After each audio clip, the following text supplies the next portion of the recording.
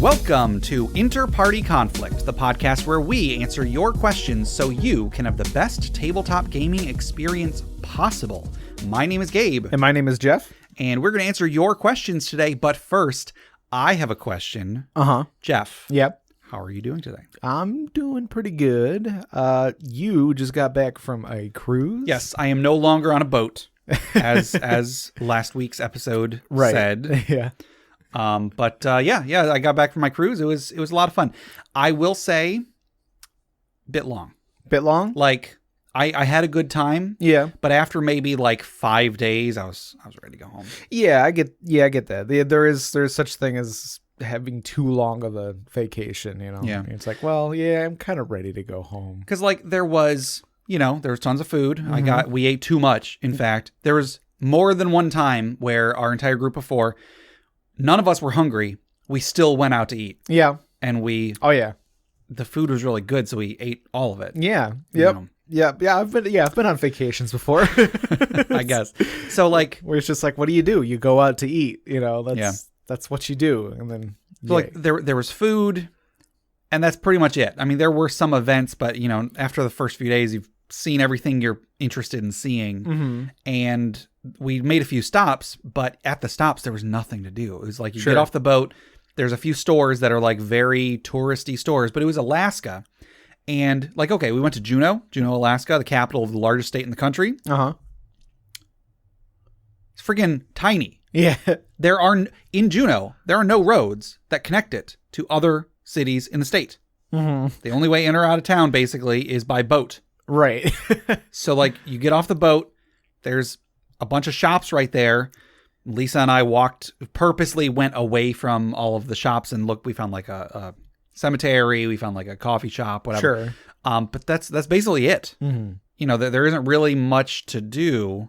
There were some excursions we could have paid a boatload of money for, but you know, beyond that, there wasn't really anything to do. Yeah, I have family up in Alaska, but they live like in like the greater like Anchorage area. Mm-hmm. So like that, you know, that's at least like it's a larger city. Yeah. You know, and like but they live in like like more like a suburb type area. Sure. You know, so like there's more stuff to do.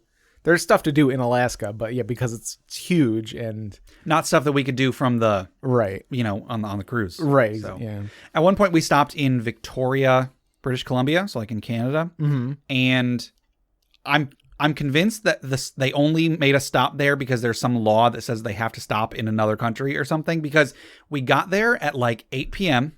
Uh-huh. On it was a Saturday night, but we got there at nighttime. It was 45 minutes to anywhere. And we only had 3 hours there. So, like, we could get off the boat, walk 45 minutes to do something for an hour or so, and then come back. Yeah. I don't know. So, basically, we got off the boat, tried to find internet, didn't find internet, got back in the boat. Because that's the thing. I was expecting we're spending a ton of money on this cruise. There will be free Wi-Fi. Nope. There is Wi-Fi, but it's real bad, and you got to pay a bunch of money for it. And, of course, we didn't get cell signal anywhere. Yeah. I feel like with like big cruises and stuff like that, they would usually have something, even just like like an internet bar sort of thing. They had one, but only one person one person of the stateroom can sign up for free internet. Even using the internet cafe costs money. Huh. Ridiculous. Yeah, well. But whatever. I mean, you know, I still had a good time. Sure. Like I said, if it was a couple days shorter, I wouldn't have complained, but I ate a ton of food. I'm pretty sure I gained about 10 pounds. What did we do? We saw a glacier. Right. We saw the glacier calve. What that means is like when you see part of the glacier like break off and it makes like a big thunder noise. Uh-huh. It's just random, so you can't like predict when it's going to happen. Sure. We saw that. We saw whales. Oh, cool. We saw... Do you know what type of whales you saw? No, not at all. Okay. It was just off in the distance, like there was like a spray of water, and then like you see like a sliver of a tail or something. Sure. Yeah, I think I want to say the one time I went up to visit family up there, I think we saw some orcas. Mm-hmm. But yeah, it was. I mean, it looked black, so maybe it was those. Ate a ton of food. I guess we didn't really go swimming. I was going to say we went swimming. We went in the hot tub once, and I was the only person that enjoyed it. I don't know why. Watched a ton of movies. Cool. Played some games. You know, it's fun. It was a very, very relaxing vacation. Yeah, that's all you can really ask for. Just wish there was a little bit more to do. Sure. Yeah. Oh, well. Yeah. So had a vacation. It was a lot of fun. I'm back. Cool. Ready to do some podcasting. Awesome. So you want to go ahead and get into this episode? Sure. Okay. I want you to imagine, Jeff, that you've just come back from vacation. Okay. Okay. So you've been on a cruise or visiting family or whatever. I wish. Yeah. Okay. You get home and you realize, oh no, the mail. Oh, dang. You look at the door and you see there's like a big, like a tag stuck on the door with, you know, some writing on it from the post office. And you're like, oh no, there must have been like a package or something. I hope it didn't get sent back. So you go over and you pick up the little slip from the door and you look at it and you see it's not the worst news, but it's bad news. The package that you were expecting is not here. Where is it, Gabe? It's in the Dragon's Hoard.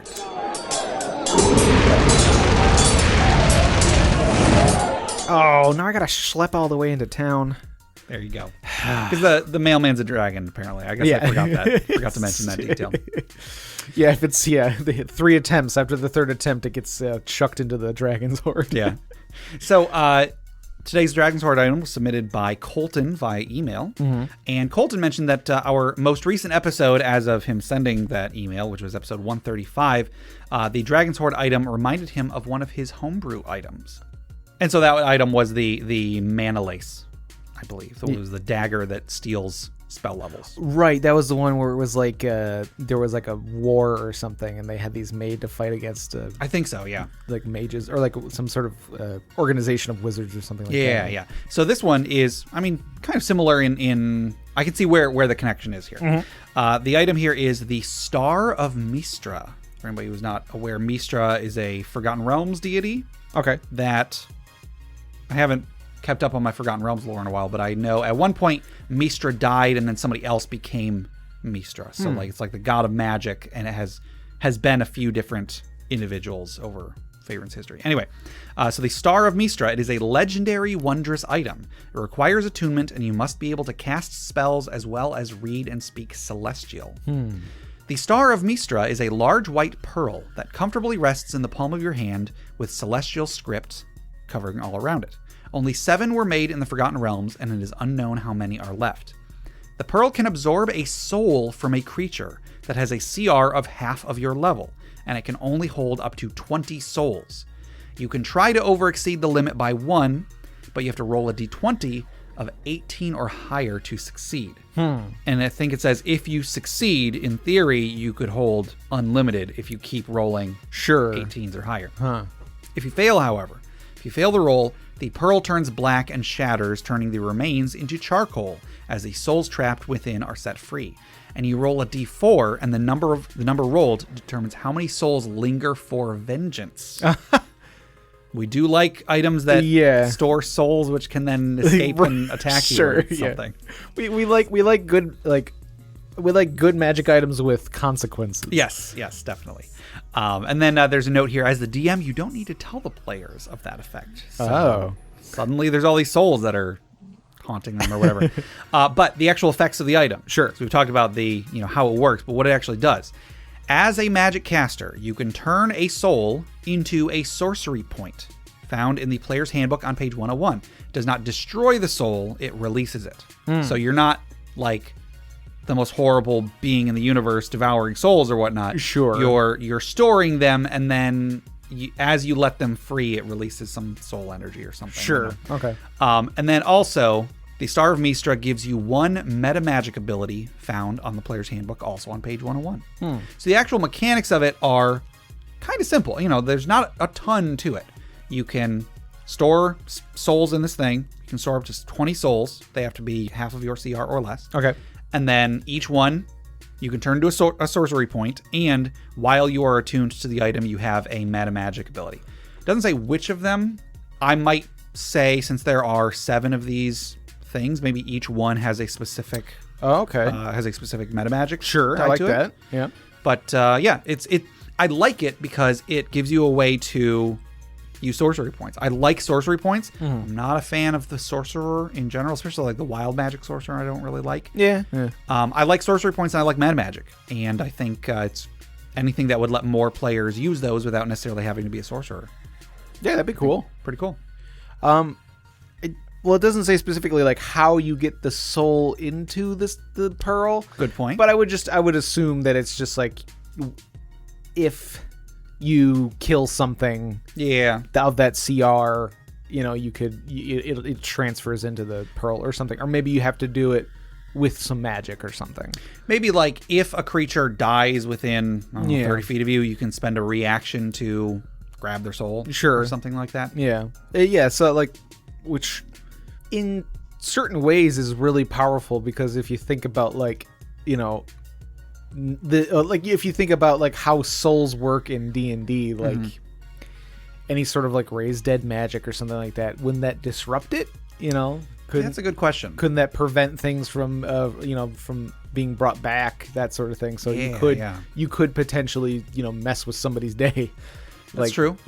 Or maybe it would interfere with like necromancy or something. I don't know. Like there's a lot of like little consequences and little like secondary like a lot of different things that the DM could come up in the game. Yeah. Got anything else? I mean, like I said, it's pretty simple, like mechanics wise, but I like it. I like what it can do. I also like the theming. I do especially like the having each one be a specific meta magic. And it makes it a little less. It makes it a little less like evil sounding if you're not necessarily, you're not consuming the soul. Sure. You're borrowing it for a little bit. Yeah, like maybe instead of saying that you are absorbing the soul, maybe have it be that you are.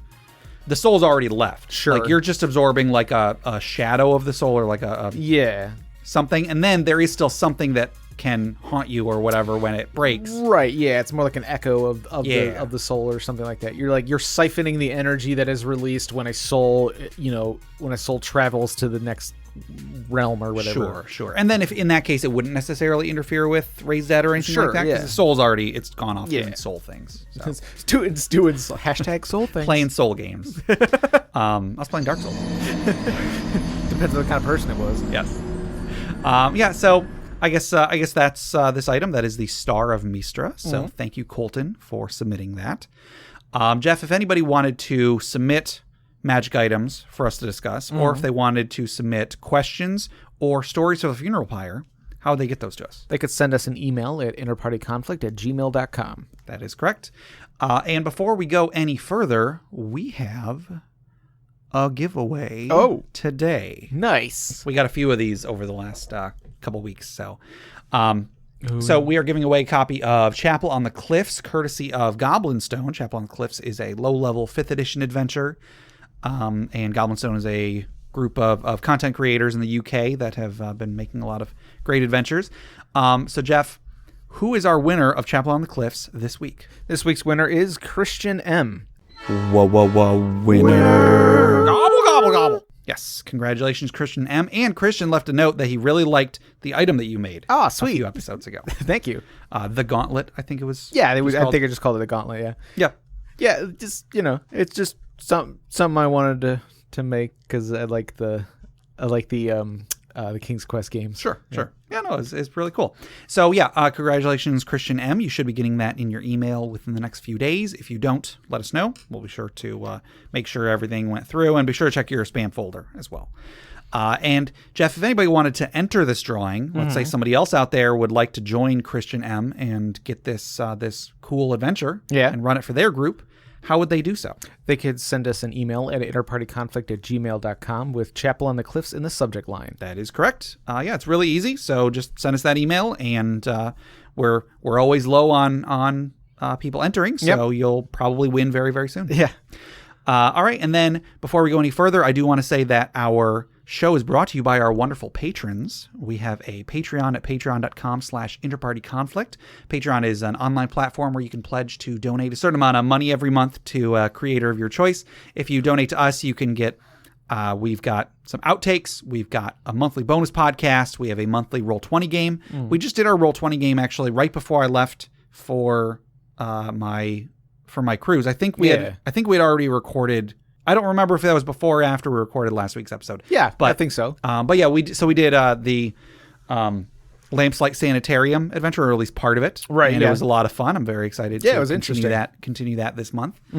So we've got some cool stuff on our Patreon. So if you want to help out the show and get some cool stuff in return, go to patreon.com/InterPartyConflict, see if anything appeals to you, and go from there. And then thank you, of course, to everybody who has donated. You guys are awesome. Yeah, thank you very much. And then I want to direct everybody to the other podcasts on the Crit Nation Fellowship. Check out Crit Academy, critacademy.com. Justin, Ian, and Brandon create new and reusable content for players and DMs alike. It'll be a few weeks after this episode goes out, but they are going to be at ArcadeCon. Is a tabletop gaming convention in Dayton, Ohio. It's going to be in early November. So check them out. You know, they're going to be there. They're going to be doing some cool stuff. You guys are in the Ohio area. I don't think I'll be able to make it out there. I made it when they were at ShudoCon last year. I was able to drive out there because it was in Lansing, so it's a couple hours away from us. I don't think I'm going to be able to make it to this one, but you know, if anybody's out there, go check out Crit Academy. Cool. And then check out Brute Force and Ignorance. They are an actual play podcast on the network. They're great guys doing great stuff. And it is definitely official by now. Okay. D&D Character Lab has ended, which is a huge shame. Yeah. They're a great podcast. Garen and Dan, they made characters every week and pitted them against each other to debate whose is better. Their episodes are still out there. You can still go listen to them. Yeah. Great guys. You know, I sent them an email saying if they ever want to be on the show again, we'd love to have them. Yeah, absolutely. It was great having them on the show. And like I said, their episodes are still there, so go listen to them. Yeah, if you haven't listened to them, they got a whole huge backlog. They went on for a while. So yeah. All right. So that's enough of that. You want to go ahead and get into some questions, Jeff? Yeah, sounds good. Cool. Our first question comes from Marco on email, and they ask, opportunity attacks, what effect do you think they have on the combat in D&D, and would you consider removing them? Yeah, so for anybody who's not familiar, this is going to be a pretty, this question is pretty rule specific to D&D and Pathfinder. But opportunity attacks, I think they were introduced in 3rd edition. I don't think they were in 1st or 2nd. I don't know. No, actually, I think they were. I don't know if they went by that name, but there was something like that because when I played the Curse of the Azure Bonds, which was a 2nd edition computer game. Sure. There was something similar in that. But anyway, the way that opportunity attacks work, in 5th edition, it's probably the simplest it's been. Okay. Anytime you are within someone's melee range, which is like within 5 feet of someone or 1 square if you're playing on a grid, anytime you move out of their threatened space, out of that 5-foot bubble around them. Yeah. Anytime you move out of that, they get a free attack on you. Yeah. Or at least they can spend their reaction to make a free attack on you. And then in earlier editions, like 3rd edition especially, they were a lot more complicated. There were a lot of things that provoked opportunity attacks. Yeah. And so, using a ranged weapon in melee provoked an opportunity attack. Now it doesn't. You just have disadvantage, which I think is a good move. Yes. Opportunity attacks sucked. Yeah. And then casting while in melee would provoke. Unless you, I guess I'll get to that in a little bit. Unless you quote unquote casted defensively, which meant you had to put all your points in concentration. So that there were ways to get around that. There were standing up from prone provoked an attack of opportunity. Ugh. There were a bunch of things that provoked opportunity attacks. It was always really confusing, and it wasn't even so. They've simplified it in that it's whenever you leave someone's reach. Yeah, that's when you provoke. It used to be any individual square that you leave that is threatened provokes. So, but you could only get 1 per move action. So basically meant if someone was really, really big, if there was like a giant, no matter what, you were going to, anywhere you moved, you were going to take an opportunity attack. Right. Because each square, even if you were still within its reach, moving from 1 square to the next square meant you provoked. And then you didn't provoke if you used you got a free 5-foot movement if you didn't make any other movement in the round. 3rd edition was real confusing. Yeah. Everybody.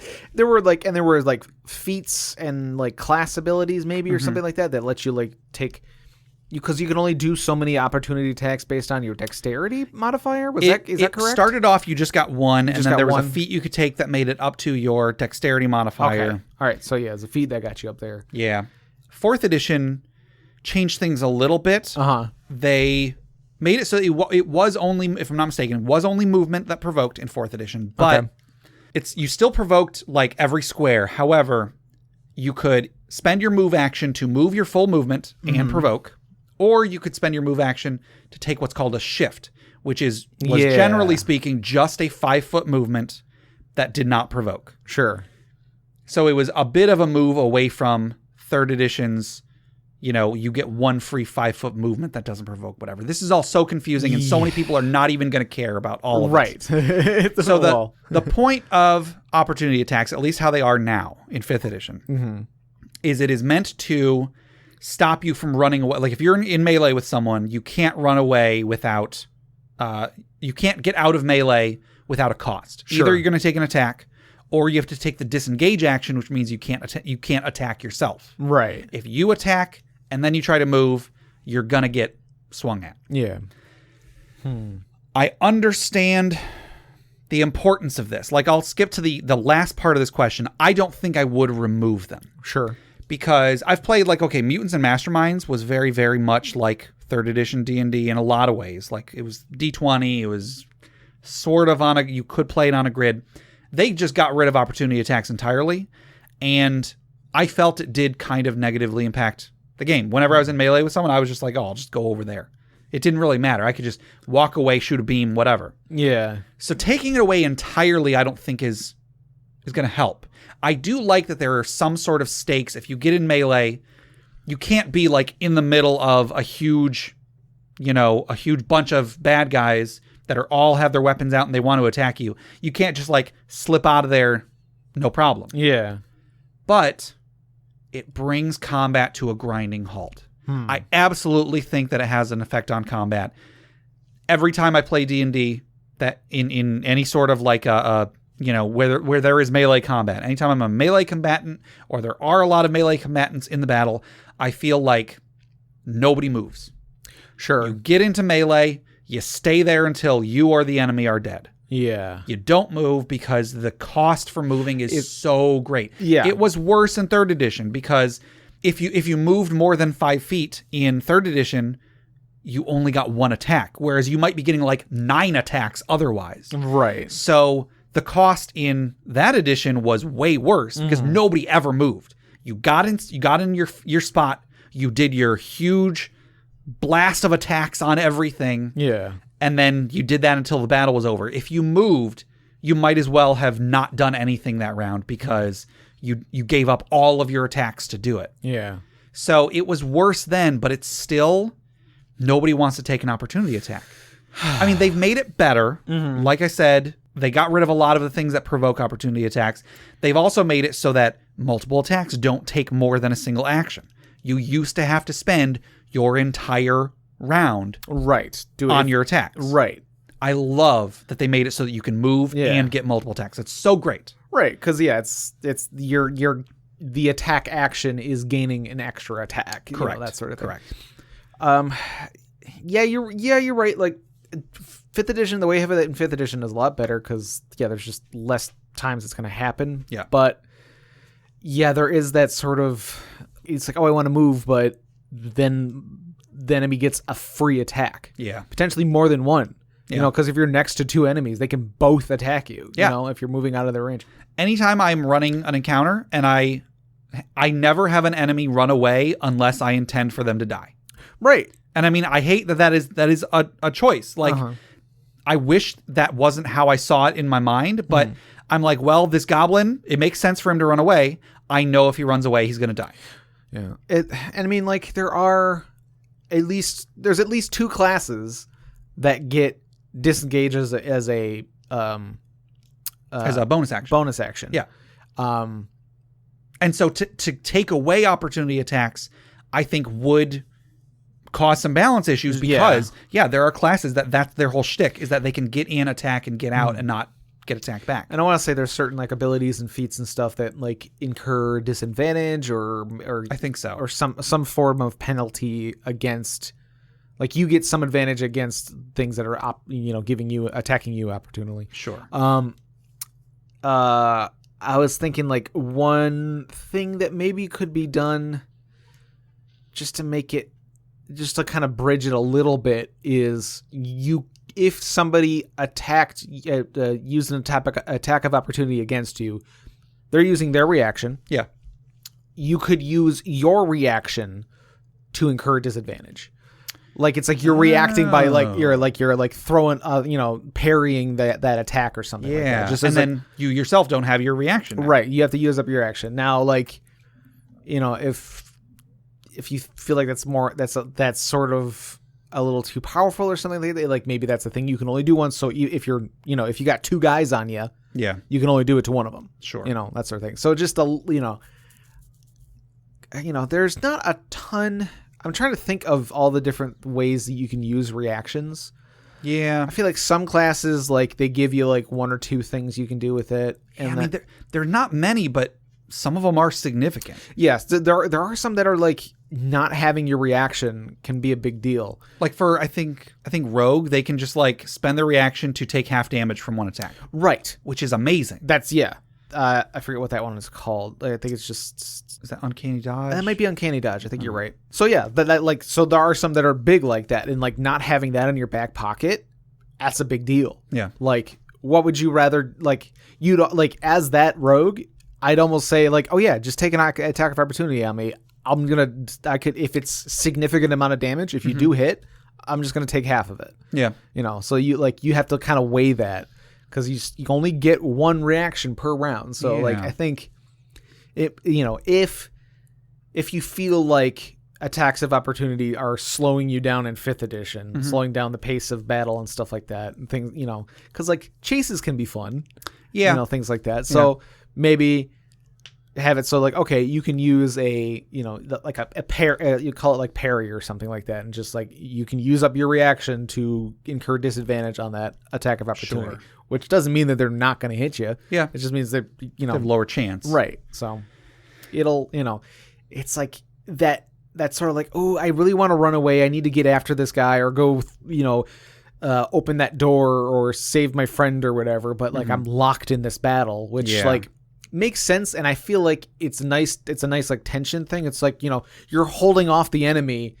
And like, oh no, my friend's in trouble, but I really got to be fighting this. I got to concentrate on fighting this guy. Like it makes sense, and like it's cinematic, in a way. Yeah. It's because it's like it is sort of. It would be sort of silly, which is like, oh, sorry, hold on. And, I know exactly. Just kind of. But then at the same time, oftentimes people really want the players to be able to run. Like I feel like players never run away because they know if they run away, they're gonna get opportunity attacked, and then they're probably gonna die. Like if the battle starts to go south. Players are never going to run away. Well, I mean, that's what the disengage action is for. But then you only move half as far. True. I don't know what a good solution this is, but then also it's harder to have the bad guy run away and then be a recurring villain if they can't run away without getting killed or whatever. Huh. So I don't know. I don't think that removing them is the answer. It would solve some things. But I like how it is possible to make a character build that their entire thing is that they can lock down one person. Yeah. I would like the idea of an enemy being able to do that to me. If you take away opportunity attacks, though, it might not work. Yeah. That was one of my favorite things about the fighter in 4th edition, in addition to their class ability that lets them like attack someone who tries to attack someone else or whatever. There was a special ability that fighters specifically got that if they hit you with an opportunity attack and your opportunity attack was provoked by movement, your movement stopped. Right. Which was so good. Oh my goodness. I loved it. Yeah. You just got to halt them in place. You're like, nope, not going anywhere. Yeah. So yeah, that could be a lot of fun or, and or frustrating. Right. So, I don't know if that alone is so important as to necessitate this entire mechanic that causes a lot of other problems. Yeah. I don't know. Yeah, I mean, I feel like my reaction thing, like that's a nice little like it's sort of a little compromise. Like it's not much. I really don't think it's gonna break a game. Yeah, it's just something that you can have that like the character it's an extra thing to get the option to give that player so like they feel less locked in. It's like, well, you know what, I can risk it. Yeah, because like when you're against something, that has been rolling really good and hitting you constantly, like every turn it's hitting you, and it's like that's a lot of damage, and like you got a good idea of how much damage it can do to you, right? And you're like, well, if I try to run away, it's gonna get an extra attack on me and it can just run up to me and hit me again next turn. So like that's a whole nother attack it gets.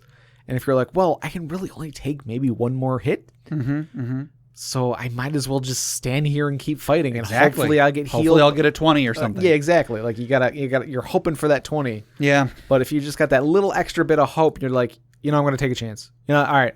Yeah, I'll use up my reaction. Maybe the disadvantage will stop him from attacking me. Right. I feel like so many instances of opportunity attacks over the various editions just equates to an annoying tax that nobody ever wants to pay. Right. I mentioned earlier that in 3rd edition, casting a spell in melee provoked an attack or opportunity. What that meant, because if you cast a spell, you provoke an attack of opportunity. If they hit you and deal damage, you run the risk of losing your spell. You can make a concentration check or lose your spell based on the damage dealt.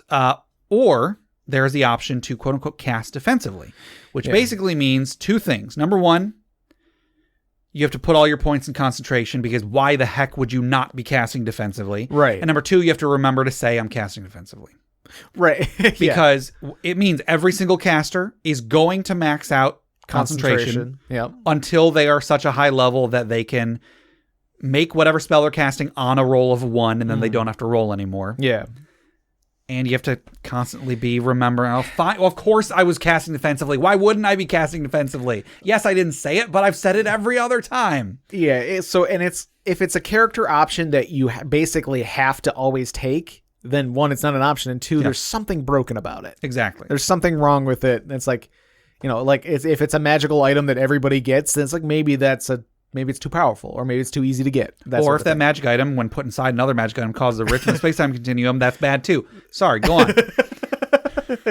Whoa. You want to talk about it? It just reminded me, because you made a good point. If everybody's going to do it, that's one of the reasons I hate the bag of holding. Right. Everybody has one. Sure. Everybody needs one, so just whatever. Sorry, go on. Everybody has one, everyone needs one, everyone's going to get one, so why make it a weapon of mass destruction? Exactly. Anyway, sorry. Rant for another day.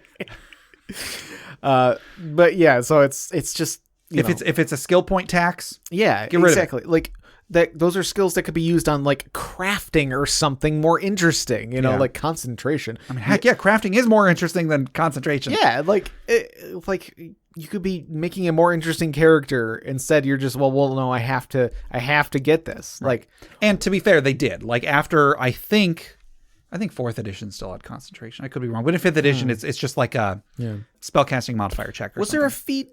I think the feat just gave you like a plus something to your concentration. +4 when casting defensively. That's all it did. Right. So this thing that everybody's already going to be doing, this feat just gives you a really big bonus to it. So you spend a bunch of skill points, you put feat, you probably get a magic item that gives you a +5 or something. So you're basically you're almost required to spend, a chunk of your skill points on concentration, and then if you don't take this feat, you're kind of shooting yourself in the foot still. So you take the feat, and then 4 levels later, you convince the DM to let you retrain the feat for something else. Sure. It's bad. I should have made a joke about feet and shooting yourself in the foot. Anyway. Shooting yourself in the feet. Yeah. So the effect that I think they have on combat in D&D is that they slow combat down. Yeah. They remove dynamic movement from the game. People aren't going to move. They're just going to stay in one spot and attack, especially at higher levels. At higher levels, when the combat is already a slog, it makes it less dynamic because it's more likely that you're just going to stand there and attack. Right. And in most cases, it's attacks. When you're in melee and you're like, well, one more hit is going to kill me. I need to get out of here. If you use your action to disengage, you're only getting half as much movement. Yeah. So they're just going to move and attack you. Yeah, you're not really gaining anything. You're just losing your attack. Exactly. So it's very tempting to either stay and attack and hope that you kill them in one hit, or to just run away and hope that they miss. Here's another option. Yeah. Make disengage give you an extra half of your movement. Okay. If you're going to spend the action to disengage, maybe give it an extra 10 feet or something. I kind of like that, actually. Right. It's, it's kind of like the 5-foot step thing. Yeah. But so you you get like a little extra bit of movement, so like it might actually be worth it because most things have roughly the same speed. Yeah. Now, like most 4-legged monsters are in the 40 to 50 foot, sure. you know, so they're gonna they might catch up to you. But like 75% of the things you fight are gonna have 30-foot speed. Yeah, like you know, most humanoids are in the 30-foot speed range. You know, it's like at most maybe they're getting like a 40 or something. You know, if they're like a more agile race or something like that. Sure. I think elves can have 35 or something. I think wood elves or something. Yeah, one of the sub races. One thing that this makes me think of, because it's all related, is in the Arms and Equipment Guide in 3rd edition. Mm-hmm. There was a magic item that, looking back, is one of the most broken magic items in the entire universe. I gave it to Jay. A billion swords of justice. In the Age of Worms campaign. It's called the Sparring Dummy of the Master. Oh, yeah. So I mentioned that when you make a full attack, when you attack more than once, you can't get any movement except you're free 5 feet because you didn't move. Right. And then, so what happens is you go in there, you start your turn, you make all your attacks, you make a 5-foot step. The enemy 5-foot steps to you and then makes all their attacks. You 5-foot step, whatever, so on. Yeah, so nothing really gets accomplished. Nothing gets accomplished. You very slowly make your way across a room. Sure. Over the course of a fight. The Sparring Dummy of the Master is it's unique in that I've never seen anything else like it. It's a magical sparring dummy that you practice with this thing for like 1 week. From that point on, instead of a 5-foot step, you can make a 10-foot step, which is amazing because you can make all your attacks, move 10 feet. They have to use their actual movement to get to you, which means they can make one attack. Yeah. You make all your attacks, 10-foot step. They have to run to you and attack once. 10-foot step, and so on. Or they just stop attacking you. Yeah, or they're just like, screw this guy. Yeah. Yeah, that's pretty big.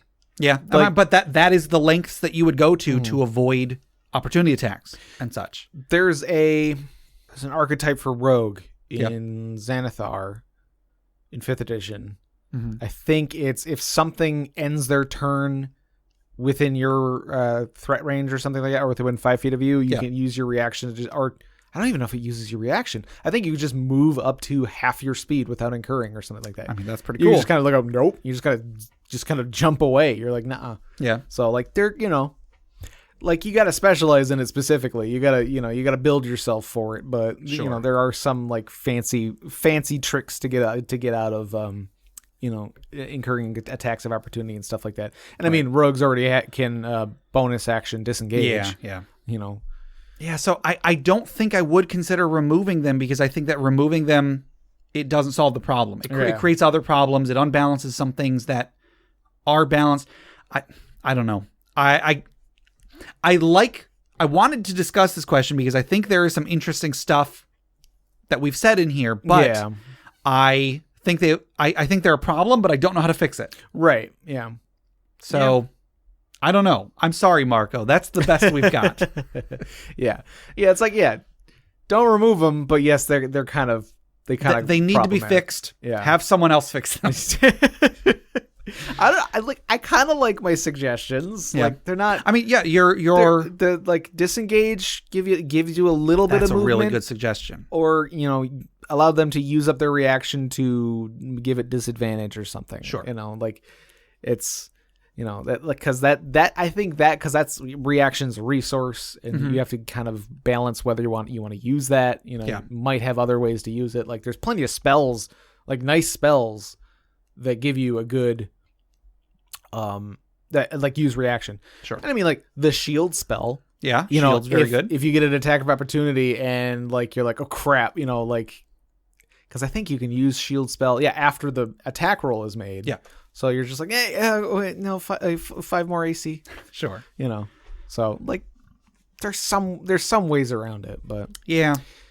And again, it's not as bad as it used to be. You can only do 1 per round because it's a reaction. Although that makes me think maybe you shouldn't do the reaction thing because, well, it's a reaction and it's a spell slot. So yeah, it's because disadvantage an advantage is kind of like equates to a +5 you're or thinking to be -5. better than shield is what you're thinking. Yeah, that'd be better than shield. Yeah, shield would need a buff. Shield would need a buff. I would almost say like shield just automatically stops whatever the thing is. Sure.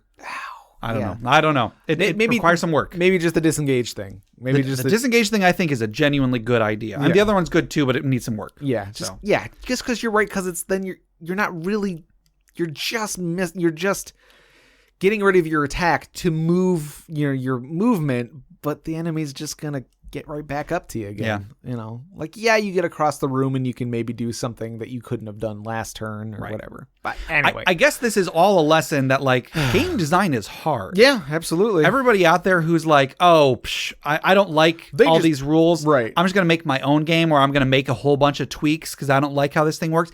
It's all gonna have repercussions that you haven't thought of. Mm-hmm. I'm sure lots of people have been like, I don't really like opportunity attacks. I'm just gonna take them out. Right. But like. Then there's other things that it's like, why would anybody play? I mean, I guess there are reasons to play a rogue, but like some of the rogue abilities or monk abilities are way worse. Yeah, it's like a whole section of a class that you just can't use. It's useless now. Yeah, like there's no reason for it because you took away this one thing. Or like anytime you make a major change to the rules without thinking about all the other things that it reacts with, is like there might be a player who is like, okay. All right, I'm gonna build my character around the fact that you got rid of opportunity attack. That's my biggest fear out of any of these like changes, like any sort of changes we've suggested to opportunity attacks, is that I feel like somebody's gonna make a character that's like, oh cool, I'm just gonna exploit that. I'm gonna exploit the heck out of that, and then that's gonna be my whole character is making good use of this house rule. Yeah. So I mean, it's there are, there's a few ways to up your movement speed and stuff like that. So like my suggestion to make disengage give you an extra 10 feet. I'm sure somebody can find a way to make that like crazy. Sure. Yeah. I don't know. I think, our friend Bridget and I, once tried to find out what is the most you can move in one round. Oh, there's been some. Yeah, I've seen a lot of things like that. Yeah. Like we went on a few different forums, and like I'd find like one total, and then somebody be like 5 times that over here, and I'm like, how does that work? It's like, oh, okay, you have to turn yourself into a horse. Anyway, I'll never forget. There was there's this perfectly legal build that in one of the earlier editions you could deal like thousands of D6 worth of damage, but it involved throwing spheres of lead. Right. Yeah, I do. Yeah, there was the hurler or whatever. Yeah, the hulking hurler and Oh, goodness gracious. Ridiculous stuff. Anyway, a bit off topic, but there's D&D's combat is very, very complex. There's a lot of moving parts and a lot of things that I would be willing to bet a lot of the developers don't like opportunity attacks either. They just haven't come up with anything better. Sure. Because they have made changes to it, like you said. It's a lot less prominent than it used to be. Yeah. For the most part, I like where it's at. Like it's not the worst thing. I wouldn't say it's the worst thing about the game. Sure. So like it's it's a lot better than it was, and like it's not.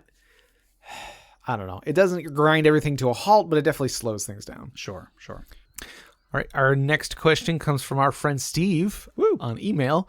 How do you feel about makeshift equipment? Yes. And this is sort of prompted by a couple of the games that I've actually been running. So first, we had a library game at my local library once a month.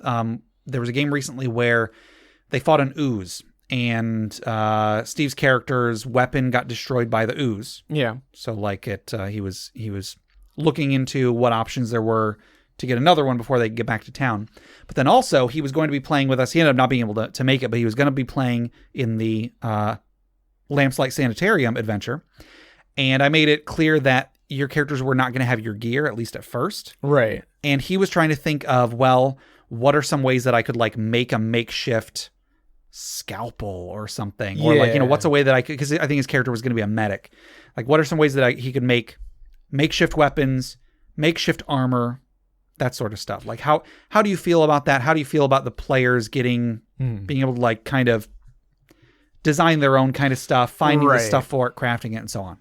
Well, so there are some mechanics already in play that have to do with this sort of thing, and it's like there's like improvised weapons. Yeah. You're not getting things like that. You don't get your proficiency on. Like, you're using stuff that you're not proficient with. Like, I'm gonna hit somebody over the head with a bedpost or something. You're just like, okay, it's a club. Yeah. Although I guess the DM can rule it as like, oh, it's a club, so you have proficiency because everybody's got a proficiency with a club, Right. I'm pretty sure. So, I think, I don't know. I'd weigh it into what the player wants to do. So if the player wants to make a weapon or like to make a makeshift weapon or something like that, but they want it to be powerful, like big powerful, they want something that equates to their greatsword that they used to have. Yeah. You can say, okay, it has the stats of a greatsword.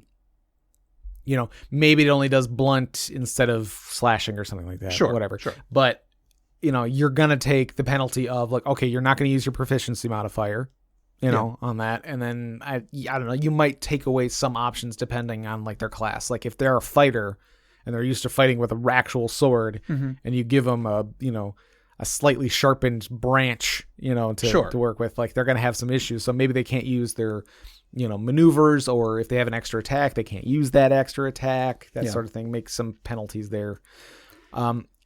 Improvised weapons, is it just that you can't use your proficiency, or is there an extra penalty in there as well? I can't quite remember. I think you take disadvantage on them. Yeah. Okay. Or something. Maybe both. I'm actually tempted. Like, I feel like makeshift weapons or improvised weapons or whatever, I feel like a lot of the time the penalties are so great. Like if it is in fact that I'm blanking exactly on which one it is. If it is that you take disadvantage and you don't get your proficiency bonus, I think those are both like that's so bad. I feel like players are going to be dissuaded from doing it most of the time. Sure. If they literally just don't have a weapon, but there is a bar stool, sure, they'll use a bar stool. Yeah. But I almost think a lot of the time, let them do it without, like, I would make it worse than having an actual weapon. Like, I wouldn't let someone pick up a stick and use it with the exact same stats as a sword. I would let them maybe use their proficiency modifier. I would let them make their attack roll exactly the same. Like, they have just as much chance of hitting. However, the damage is definitely less. It's a lower damage die, or like -1 to this, like a D8 -1 for that quote unquote sword attack. Or have something like after 2 attacks, it breaks. Yeah. So in 5th edition, it looks like improvised weapons. It doesn't look like you get disadvantage, but in most cases, you won't get your proficiency unless it's like close enough that the DM's like, all right, go ahead. Sure. And then it says like it's gonna basically be always a 1d4. So it's like, oh, I see. Yeah, it's like a unarmed. Wait. Unarmed is 1 damage. Unarmed is 1 damage. So it's kind of like if you had unarmed proficiency, but you're using, it's like because you're proficient in weapons and not unarmed. Yeah. But you're doing as much damage as somebody who's able to do unarmed attacks or whatever. Sure. So like, yeah. So it's like, okay, it's close enough to a club. You can use your proficiency. Yeah. I don't know. I can understand that like they want to keep the damage low. I think that probably for most of the time that's going to be a good idea. Yeah. I think sometimes there should be like opportunities where a player can use something really cool as an improvised weapon or whatever. Yeah. And then, but have it like break after a couple uses. Yeah. I like that. So like it works normally like a D4, but you could say like, okay, I really want to bash him this time. And in my like, head, all right, it does a D6 or a D8 or something, but it breaks. In my head, I'm picturing like the players are in like an old ruined cathedral, and one of them like picks up a giant shard of stained glass window and uses it as a greatsword. Sure. Man, now I want to make a character that does that. I mean, there is the feat that gives you proficiency on all improvised weapons. Yeah, and makes them do more damage or something. I think so. The Tavern Brawler. Yeah. Yeah. And then I think it allows you can make grapple checks with them or something like that. So you could like pin, like try to like you would grapple somebody with like a bar stool or something like that. Like I like that. So I mean, there's ways to make improvised weapons better. I think it should be encouraged. I mean, like, of course, it can go a bit too far if the players refuse to carry weapons or something, but like, you're flanked by 2 kobolds. I pick one of them up and hit the other one with it. Sure. But I mean, like, there's a lot of kung fu movies out there that people love that are exactly that. They don't have a weapon, but they pick up whatever and, Picture any Jackie Chan movie. Exactly. Like the man does crazy things with a ladder. Yeah. So I think like it's more work for the DM, of course, because then you have to work more on your descriptions of locations and battles and so on so that it feels like there are things for the players to grab. Yeah. I don't know. I would want to encourage it as much as possible. And I also think that the DM should put more opportunities for players to lose their equipment. Lose or ruin their equipment. Sure. Yeah. Everybody gets so tied to like, well, this is the sword I've used the entire campaign. I'm not going to use a different weapon. I'm going to keep using the same sword. I think that is an old trope and we should move beyond that. Mm-hmm. So I think everybody should be more willing to destroy equipment and use makeshift equipment. Okay. All right. Yeah. Like when you're working with like +1, +2, +3 weapons and stuff like that, like it's like, well, I don't want to lose it. Yeah, I know. So maybe like transfer it to like training or something. So you're giving yourself, the +1. Yeah, similar to the opportunity attacks. I don't know if that solves the problem. It's such a. It's like, well, you could change it, but who knows what that's going to ruin? That can ruin a lot of things. And plus, it might not make sense because it's like, well, okay, is it still magical? Does it still count as magic to get through that's a good stuff like that? A good question. And you can say, yes, mechanically it is, and I've done that a few times. I've been like, mechanically it's exactly as it is in the book, but thematically it's something else. Yeah. So like you could say like, okay, you maybe don't get the +1, if you've already achieved having a +1 weapon, mm-hmm. You're not going to necessarily lose it permanently, even if that weapon gets like stolen or destroyed or something like that. But it's like, okay, you have to attune to a new weapon or something like that. Okay. So you can get it back. But in the meantime, use an improvised weapon. You're still gonna fight fine with it, and it might break or something like that. But you're not gonna be like without a weapon for an adventure or something like that. So don't feel bad about losing your sword. Sure. I'm thinking, on the plane last night, playing back, I watched Endgame, Avengers Endgame. I love Endgame. I've seen it several times, but I spent an absurd long amount of time trying to get it onto my phone so that I could then watch it. Anyway, different story for another day. But I'm thinking of like Iron Man. He has a different suit between each movie. Right. But it's still, he has all this, he's got all the same stuff or more. What if it's that, this isn't necessarily within the scope of the question, but let's say the player has a +1 sword or whatever, and it gets destroyed. It's destroyed for the rest of the adventure. But next adventure, he has a different +1 weapon. Yeah. Could be another sword, could be a different weapon or whatever, but like the character still has the same amount of power. It's been temporarily reduced. Right. Because he lost access, with the nano whatever while fighting Thanos, ran out of power or whatever. Yeah.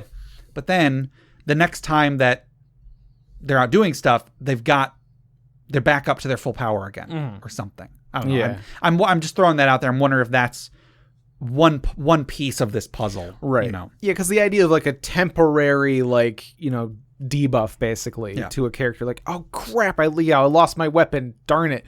It like that could be interesting and fun and like, it makes things like, scary and whatnot. But like the way that it works now is like to a character that's like, that's basically the character dying, pretty much. It's almost as bad as losing the whole character. It's like, there goes the thing I use. Like that's my character going down that, pit or whatever. Or that like going down that rust monster's gullet. Right. It's like I wish there were more. I wish it was easier for losing a magic item to feel like a temporary setback rather than a permanent one. Yeah, because like all the time in movies and such, you'll see like, oh, the fighter's legendary sword got destroyed. They reforge it.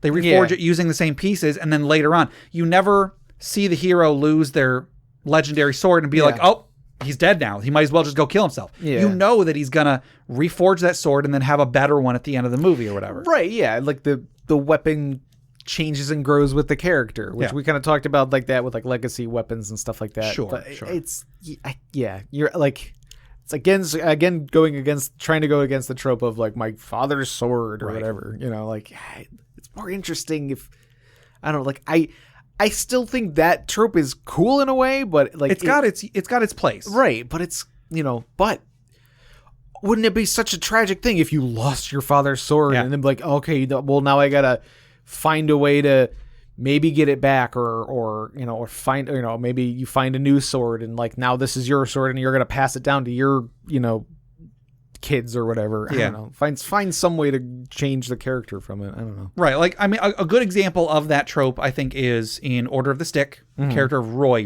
Greenhilt. His sword has a green hilt because his family was named after this sword that belonged to his grandfather or whatever. Yeah. Very early on in the comic, because it's been going on for like 10,000 years by now. Jeez, yeah. But very early on, his sword gets destroyed. And then there's a big chunk, I guess in the grand scheme of things, actually a very small chunk now. But there's like a good amount of, there's like a year's worth of comics there where he's using a club instead. Oh, yeah. He doesn't pick up a different sword. He uses essentially an improvised weapon until he's able to reforge his grandfather's sword. Right. And if it was just like, oh shoot, his sword's destroyed. Okay, well I guess he might as well just stay back in the dungeon while the dungeon implodes or whatever. Right. That would have been less interesting. I like that he's using a club and not just another sword that he bought. I like that it feels like an improvised weapon. Yeah. You know. I don't know where I'm going with this. I like the idea of characters making makeshift equipment. We kind of went from makeshift equipment to improvised. Here's actually the difference, bringing this full circle. Okay. Makeshift equipment, I think, should have the stats of the weapon in question, but should break. Sure. Improvised weapons should deal less damage, but not. So like a bar stool is different than, well, I made a shiv out of a piece of glass. Right. I think. To me, those feel like different things. Yeah. Okay. So, yeah, if there were a makeshift category and an improvised category, they seem similar. I think in a lot of ways they are. Yeah. But you can make them distinct. Yeah. And then we didn't really get into like armor and stuff like that. Yeah, but just temporarily reduce the AC or something. I don't know. Improvised or makeshift armor has always been less interesting to me. Right. I don't know why that is. Well, and I mean, because like you really could just say like, oh, like it's like hide armor. Like, you know, there are levels of armor where it's like that's kind of what armor was. Yeah. So I mean, like, just if it's makeshift armor, then just like give them a little bonus to whatever their AC is or something like that, you know. Like, so like if they don't have anything beyond 10 plus their dex, you know, makeshift armor, give them another 1 or 2 or something. Like, you know, make it like, you know, 11 or 12 plus their dex, you know, plus their dex or something. Or give them the stats of an armor, but make it like give them disadvantage on dexterity checks or something. Yeah, just you know. Yeah, just give them an armor, but it's not as good as the one they had. It's a crappy one, you know. Again, have it be a temporary debuff rather than they've just lost something. Yeah, you know. So encourage your players to do makeshift stuff and improvise stuff. I think is the answer here. All right, well, I think that'll do it for our regular questions for today, but we do still have our social media questions. So last week's social media question was, have you ever ran or played in a nautical-themed campaign? Do you recall your answer, Jeff? Savage Tide was, I think, the closest we got. Oh, shoot. We did start Savage Tide, didn't we? Yeah. We didn't get very far in it, no, unfortunately. I don't even think we got on a dang boat. I think we got to it. I think we got to the docks. Yeah, I think you're right. I was making a grappling character. Jeff. I wanted to make a brawler. He wasn't a monk. He was like I think he was going to be a fighter or a barbarian and take like the brawler prestige class or something. Yeah. Sorry. That's all right. I mean, I've had pretty much the same experience as you have. We did have one Eberron campaign that we were going to try to have. We were going to try to be like we were on a ship, but it was going to be like an airship. Yeah. We were going to treat it like we were pirates on a ship. Sure. Actually, let me take it one step further. We were going to treat it like we're on Serenity or on we're on the show Firefly. Yeah, that's true. We were really into that. In fact, show. my character was very much supposed to be the character of Jane from that. I think I remember. I named him Karen, but it was like spelled weird like Jane. Yeah, so that was going to be. That's one of those times we laid so much groundwork for this campaign, but we never actually started. Yeah, well, yeah. Anyway, so we got a few responses on over here on Facebook. Lath says, yes, I did. I ran a pirate-themed campaign. It went really good. My players did enjoy the game. We still talk about the time the Medusa killed the PC who was the captain. Oh. And the time they blew up a military fort and successfully blamed it on the rival pirate captain who turned out to be a vampire. There's a lot going on here. We never did get to finish the game. But one day I will run another one. I had a blast running that game. Eric M says, oh no, but this sounds fun. And that's actually Eric from Brute Force and Ignorance. Oh, sweet. Lisa G says no. What? To which, this was a week ago, I replied, give it a couple more days. Oh, right, because you were at That's my wife. You're on a boat. Everybody. Yeah. Nobody on Reddit and over on Twitter, @GawkersMo says, no, but I've wanted to for a while. Did one with an exploration or Indiana Jones temple finding tone. And that's kind of similar. I think that when you play a nautical themed campaign, it's kind of like you want to go to a new location, do something cool, go to a new location, do something cool. And pirate is an easy way to do that. Right, yeah. With like an Indiana Jones type thing, it's very similar. Sure. It's just he's flying a red dot across the map and stuff. Right, yeah, you travel by map rather than by boat. Yeah. That's Carl with a K says, I work on a submarine, as does my entire group. Oh. We like to do something different in our fantasy games. Well, excuse me. Oh, God. I don't think I could. Oh, man. I don't think I could ever go into a submarine. That sounds terrifying. Yeah. After being on a boat where our room was like this big, I'm making a gesture with my hand that indicates like 3 inches. Yeah, no. And then oh my goodness, the plane, there was so little space on the plane. It was awful. And I had so much on my carry-on that I couldn't move my head under the seat. I couldn't move my legs. Anyway, and then we got a few over on Discord. E. Thompson says, I have played one nautical themed encounter where we fought a dinosaur coming out of the water. Okay. The monks, me included, jumped in the water and killed it, but it must have been boring for the rest of the group as the monster never rose and stayed above water. Yeah, I feel like with like sea battles and stuff like that can happen where it's like you got like one character who has a swim speed and nobody else does, and you're like, well, all right. Sure. Or I think when we played with Crit Academy that one time. Oh yeah, we did Claws of Madness. Right. Like I got grappled by a shark and pulled into the water. Luckily my character was a turtle. Yeah. And could didn't have a swim speed, but could have at least hold his breath for a while. So like it wasn't like I was like I was the best candidate to get pulled underwater. Sure. You know? And if I recall, Justin rolled randomly to see which of us, and it just happened to be you. So the Beverage Tea says, I had a nautical element to my reskinned Last Mines of Phandelver campaign. The party set sail from Waterdeep to Garhelm's Shield, the island of the adventure. On their journey, one of the party was accused of theft and ended up in the brig. There were fights between rival merchant sailors, games and contests, and mysterious behavior of rats in the lower decks. Think evil cheerleader pyramids. Around the island, Halaruan wizards of old had created a powerful current to keep ships away. It was only with new keel technology that merchant ships had recently been able to penetrate the current, named the Kessel Run. The party got tossed from the ship for poor behavior and wound up in the current in a rowboat. Needless to say, they lost their guide and all of their possessions to Davy Jones' locker and were pursued by some of Sekola's minions all the way to shore. But the adventure had plenty of nautical theming throughout, but after their arrival, the party stuck to land. Sounds intense. Anytime I hear the phrase Davy Jones' locker, I always just picture just like a high school locker. It's like he's got some books in there. Like he uses like a master lock. Like he opens up his locker and a bunch of fish fall out. Yeah. Not again. It's like a bunch of like I have to go sing in the monkeys. There's like pictures of fish on the inside of the door or something like that. Yep. There's just pictures of water. Stilskin Kupo 84 says, pictures of water? Because his only love is the sea. Okay. So, you put pictures of your sweetheart inside the door, and so his only love is the sea, so... You got me there. There it is. All right. It's like, that's some good water. Yep. Stilskin Kupo 84 says, we fought some squid and some aboleths in a ship journey once, but the campaign was mostly land. Aboleths? Right, That's the way to go. And then just a couple more. Floofy Shoob says, we tried getting through Pathfinder's Skulls and Shackles, the beginning of which is designed to create in the players a genuine sense of the monotony of most days of a pirate ship at sea, punctuated by catastrophe and infighting. Apparently did a good job because we got tired of it pretty quick. Oh. If a space colony ship is considered nautical, then we've had one of those as well that turned out more like the movie Pandorum. That, on one hand...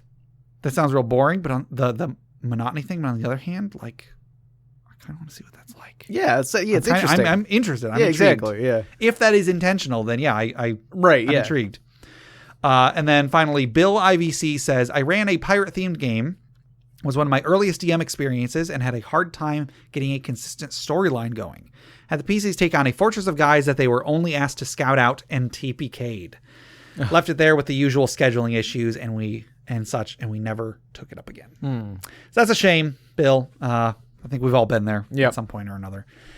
So that was last week's social media question. Thank you for everybody that responded. This week's social media question is, animal companions in your games, do you ever use them? Why or why not? And that's not just like rangers and stuff. That's also just, somebody having a pet. Sure. That sort of stuff. Yeah. I mean, I've definitely ran games, or not even ran games, but I've ran characters who are like rangers and druids and stuff like that. So I've dealt with animal companions before. Sure.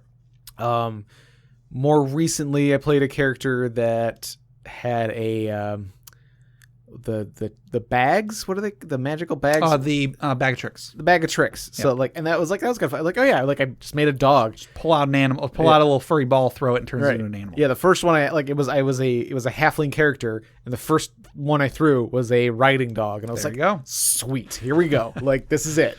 Yeah. So I've had some fun with the animal companions, but you don't get as many options like this in 5th edition. There's not as many options for it. Yeah, because in 3rd edition it was just anybody who could cast the animal friendship spell, if I recall. I think maybe. But then like druids, and then in 3.5 they made it more of like a class feature. Yeah. And I think druids and rangers they had like a higher limit on what they could. Right. Yeah. Like there was like a chart that they went off of that gave that companion extra stuff. Right. But in 3rd edition, back in 3.0, I think it was just anyone who could cast the animal friendship spell could get one. Yeah. And like even if you found like a scroll of it or something. I think so. Yeah. Anyway, I generally don't use animal companions because I don't want them to get hurt. Yeah, you don't want your pet to get hurt. Or whatever. I played the Kenku, who had Thwip, who had the wolf companion, Buff. Yeah, Buff. Thwip and Buff. That's probably the most memorable one that I've done.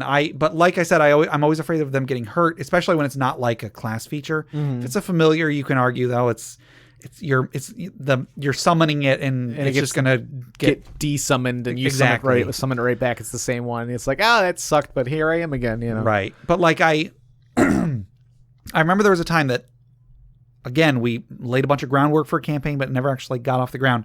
We were going to be playing a game. I think Chris was going to be running. Dang. And I wanted my character to have a pet rat, but again, I didn't want the rat to get killed. And so what I decided was that this character doesn't remember how he found the rat. Just like one day it was just there. And I decided that anytime the rat gets hurt or killed, it just shows up again. Like it, my character might have seen it get like blown up by a fireball. The next day he wakes up, it's right here. Yeah. And it always seems like just a normal rat, but that was my way of telling the DM, I don't want this rat to don't feel bad about hurting this rat because in my mind the rat's still alive. However, maybe it's a demon or something. Sure. The DM had free reign to do whatever they wanted with what this would turn out to be. And Chris loved that kind of thing. So sure. Unfortunately, we never got off the ground, but I liked that as like a player, like a plot hook and such. Yeah. So anyway, I don't usually use them because I don't want them to get hurt, but I know that's a weird thing of mine. So that will be all of our questions for this week. But before we close out, we do still have one more segment. So let's relax. Let's remember those who maybe went off on a ship and never returned. Maybe they had a burial at sea. Oh. So let's take a deep breath as we pull back our bow with the flaming arrow. Oh yeah. Fire that arrow into the boat. It catches fire as we watch the flames on the. How do I do? What do I'm off my rhythm. What is it? As we shoot another flaming arrow onto the funeral pyre.